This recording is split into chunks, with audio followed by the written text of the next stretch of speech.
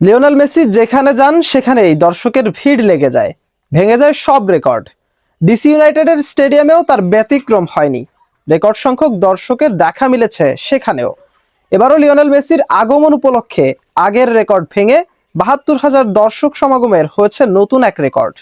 এ ম্যাচে গোল করে পয়সা উসুল করে দিয়েছেন মেসি। স্কোরশিটে নাম তুলেছেন রদ্রিগো ডি পলো। সে ম্যাচে ডিসি ইউনাইটেডকে ২-১ গোলে হারিয়েছে ইন্টার মায়ামি।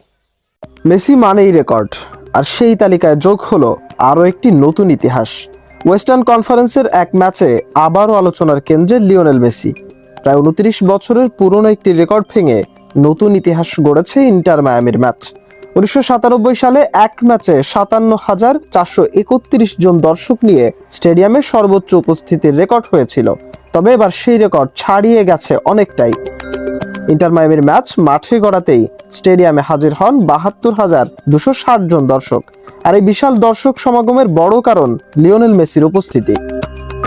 আর্জেন্টাইন সুপারস্টারকে এক নজর দেখতে হাজার হাজার সমর্থক ভিড় জমিয়েছিলেন গ্যালারিতে। আর সেই সমর্থকদের হতাশও করেননি মেসি। ম্যাচে গোল করে নিজের ছাপ রেখেছেন তিনি। চোখ ধাঁধানো কোনো গোল না হলেও নিজস্ব স্টাইলে প্রতিপক্ষকে ফাঁকি দিয়ে বল জালে পাঠান এই বিশ্বকাপ জয়ী তারকা। এদিকে এই ম্যাচেই সুযোগ ছিল ৯০০ গোলের মাইল ফলক ছোঁয়ার। ২৭ মিনিটে গোল করার পাশাপাশি আরও কয়েকটি সুযোগ পেয়েছিলেন তিনি, তবে সেগুলো কাজে লাগাতে পারেননি।